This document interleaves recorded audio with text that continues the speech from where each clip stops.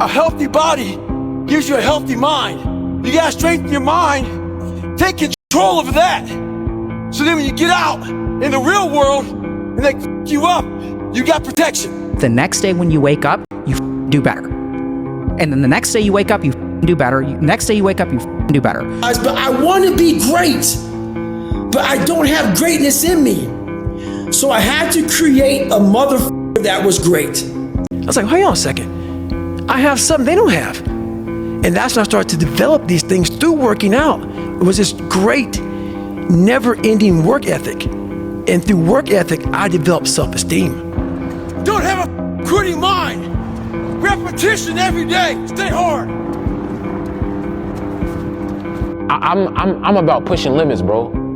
Deadass, I'm about pushing limits. I don't think I'm regular.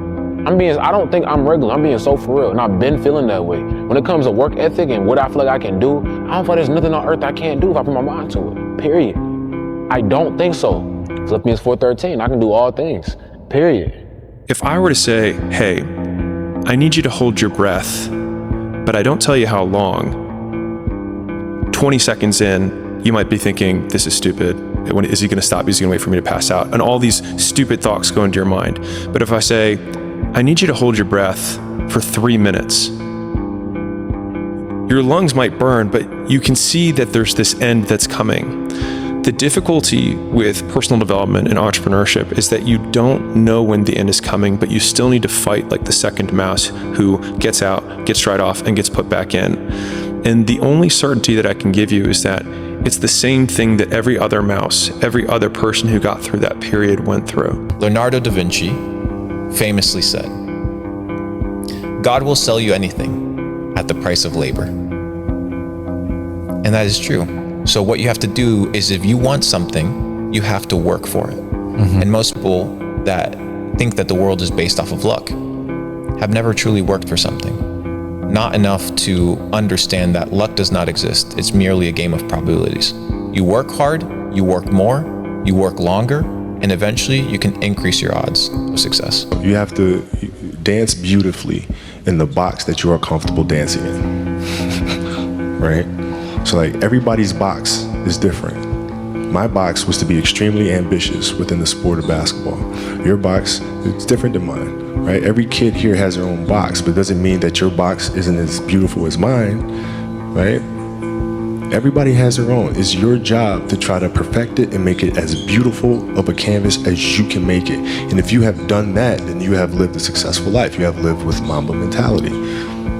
Right? So it doesn't mean you have to go out here and do all of these crazy things. I'll have to be like this person or that person. No, what are you comfortable being? What is it that you want to do with your life? And once you have that, then you try to live it to the best of your ability. You fall into the trap of what is called Parkinson's law. Now, Parkinson's law says that work expands to fill the time allotted for it. That if you have 2 hours of work to do and 8 hours of time, you will stretch that work over 8 hours. Parkinson's law also says that work contracts to fill the time allotted for it. If you have 8 hours of work to do, and because of an emergency you have to have it done in 2 hours, you will get it done in 2 hours.